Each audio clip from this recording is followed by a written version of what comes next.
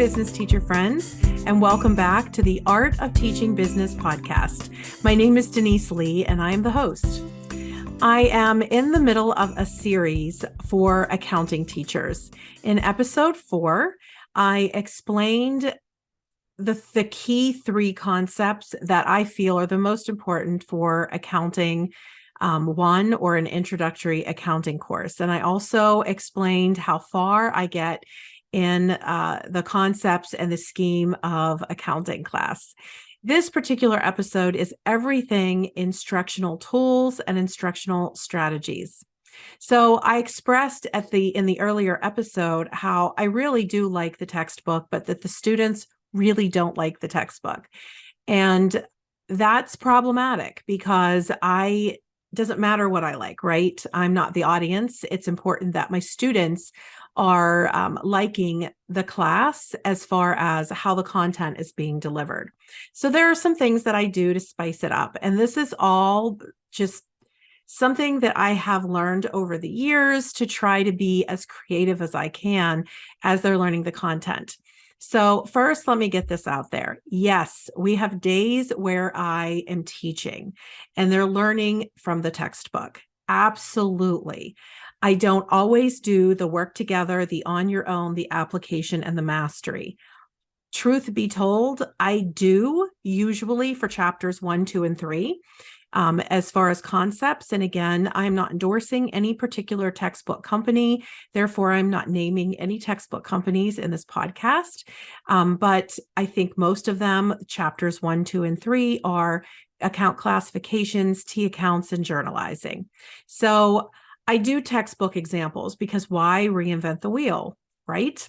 Well, I reinvented the wheel in some cases because students like different things. They like content to be presented in different way. So I needed to spice it up. Students are also very digital. So we are a 1-1 school. Our students all have Chromebooks. And I also have, because I teach computer applications, desktop computers in my classroom. So I'm very lucky if the students don't have a Chromebook charged or with them, they can just hop onto one of the desktop computers and do their work. I understand that's a problem and I don't have a solution for that, folks, but I'm blessed, I know. So I've created a series of digital activities because students like to do things digitally. We do a lot of paperwork. We do a lot of on paper by pencil, but I also created blank working papers, and I use finger quotes because they're digital blank working papers in a digital format that you can use textbook examples. You just plug and play, fill in general journal, multi-column journal. By the way, I am a general journal girl. I have nothing against multi-column journal. I'm just a general journal girl because I like the kids to see the big T account and kind of make that concept since we just got off of T accounts whenever journals are introduced. But these digital working papers has every journal in it, balance sheet, income statement, and so forth.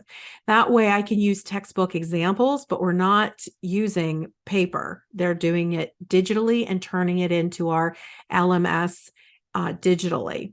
So that said, I do the textbook examples, but I've created digital examples as well. Some of them are almost gamified. Now, what I mean by gamified is students are dragging and dropping components to circle the assets, underline the liabilities, and so forth in a digital component. And they like that. They like that it's different. I'm not going to say that it's a game where they're like crazy engaged, but it's getting the content presented to them in a totally different way, in a different platform. And it's a great way to formatively assess your students. And just a little grading hack here, because accounting was always my heavy class with grading.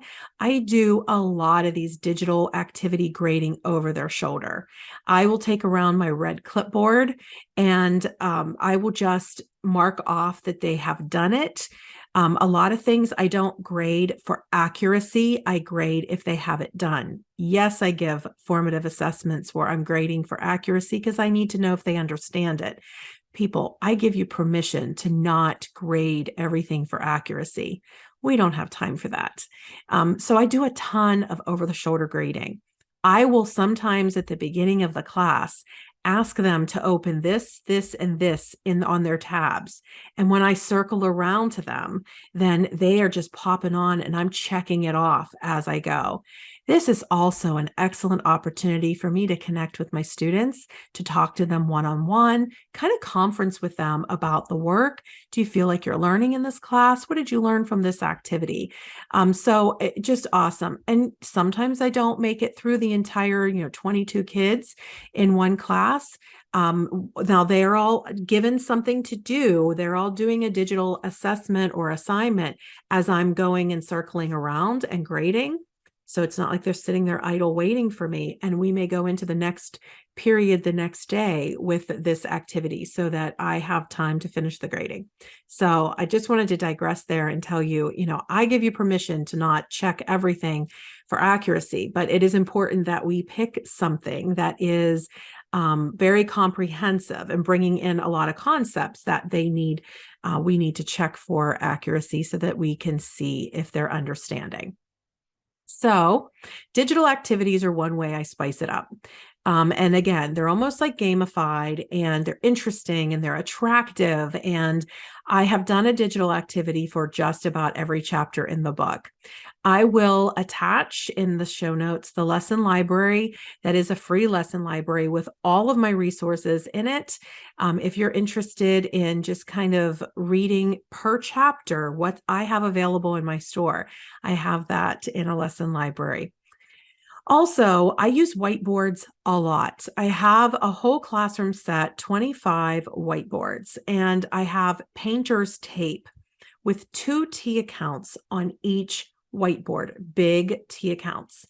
I also use those little makeup discs that I get at the Dollar Tree that can be washed in the washing machine. Actually, I've taken them into the faculty bathroom and washed them in the sink with hot soapy water as well. They're easy to wash, but those are the pads that they use to erase their prompts. So I use my whiteboards with the painter's tape and the cosmetic wipes all the time. This is just a way for me to kind of gamify it. I will say, bought $400 worth of supplies on account to Main Street Supplies, and then they will put up the 2 accounts and they'll put the 400 on the right side. Now, this is a way I don't go around saying you're right, you're wrong, you're right, you're wrong. But I, as a teacher, can definitely see who's getting it, who's not getting it. They're only showing me the answer because they're holding them up. And that's formative assessment. I'm not grading it, but I'm getting to know who gets it and who doesn't. And that is so important for us as educators so that we really, students are driving our instruction. We know not to move on to the next concept until we're all on the same page. So I use the whiteboards with the painter's tape all the time. I also use what's called color code accounting. This is not color accounting. There is a color accounting system out there. This is Denise Leigh's own method. I call it color coding my accounting pages. So I have this in my store as well, and I will link this in the show notes, but it's a way that I came up with color coding for understanding. So once we learn the income statement, then I give them the color code prompts, and they have to, on that completed income statement that they did from the textbook, color code it. So they are taking, like, example, all of the assets, they are circling in green. All of the liabilities, they're circling in, now, of course, this would be for a balance sheet, they're circling in yellow. For owner's equity, they're circling all those accounts on the balance sheet in purple. Then they have to use a different color, perhaps, to circle the 2 accounts or the 2 balances that equal.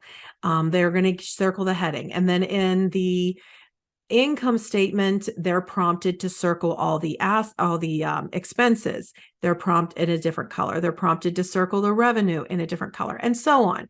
What does this do? And the 8-column worksheet one is worth its weight in gold, because it really is effective for that very daunting document.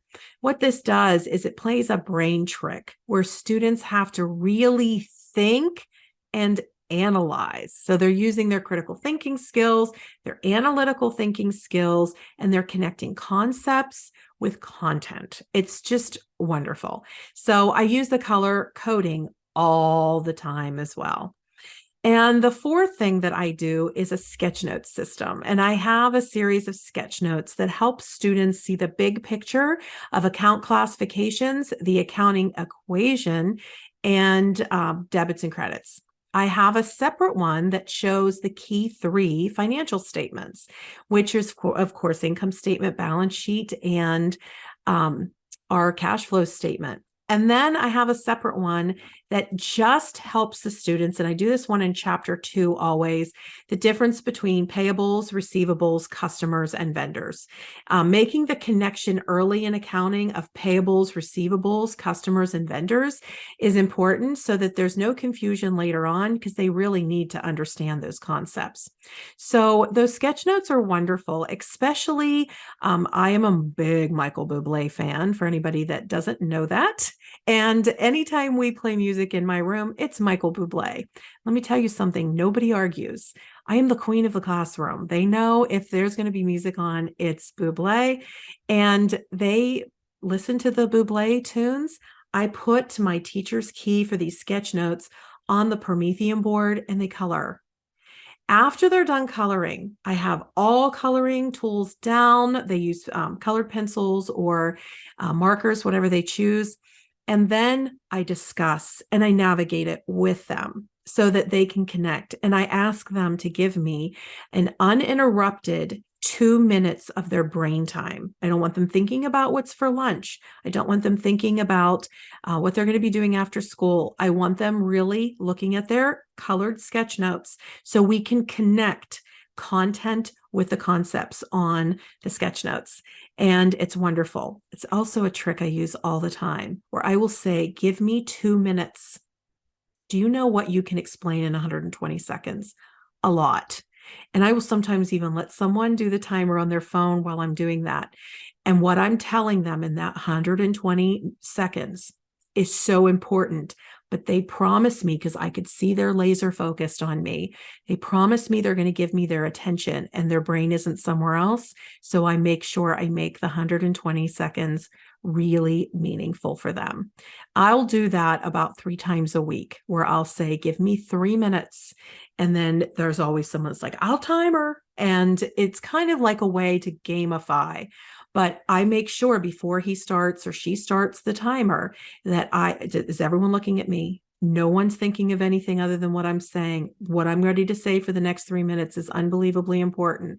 And it's often a concept that I really want them to grasp. So just a little bit of review of this episode of ways to really engage. First, I use the whiteboards with the T accounts. I use them all the time, and they are wonderful. The kids love it. They have their own dry erase board and their own whiteboard. I also use digital activities all the time. The digital activities are wonderful. Color code accounting, separate from color accounting, is my way of getting students to use their analytical skills and their thinking skills at the same time.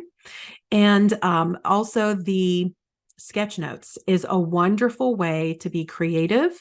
You can hang them up in your classroom. Students like to point to them and refer back to them, and they like that their art is hanging. But they are a great way to really bring together in a big creative picture really important concepts that you're teaching. And the active listening activity, where I'm asking them to give me an uninterrupted trip from their brain to mine, and I allow them to time me. Probably the most engaging way that I teach accounting is my snip notes. And I never wanted this podcast to be salesy. I really wanted it to be able to offer some content to teachers in a community that I appreciate so much. But I'm telling you, the snip notes are worth their weight in gold.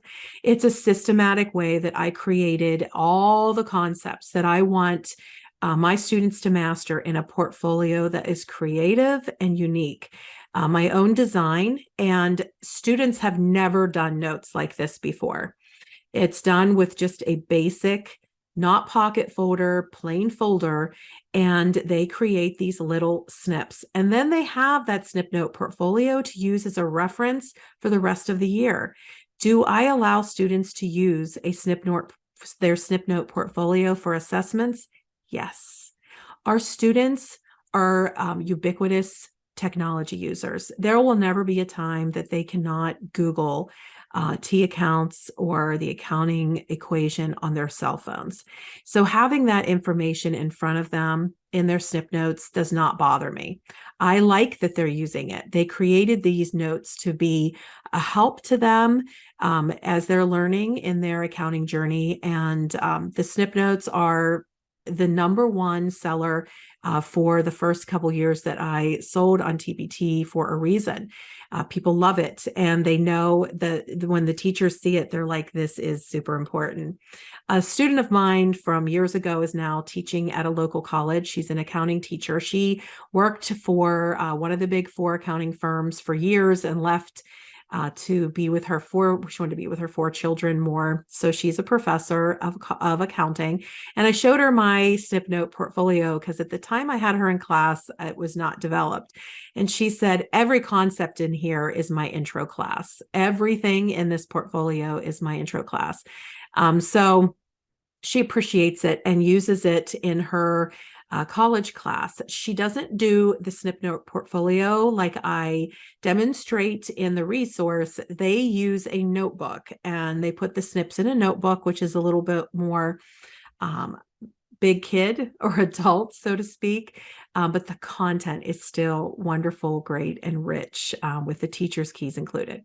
So that is how I keep accounting engaging. If I was to add one more note, I would say I have a series of, at this point, over 30 videos that are less than 5 minutes that I also throughout the year show my students.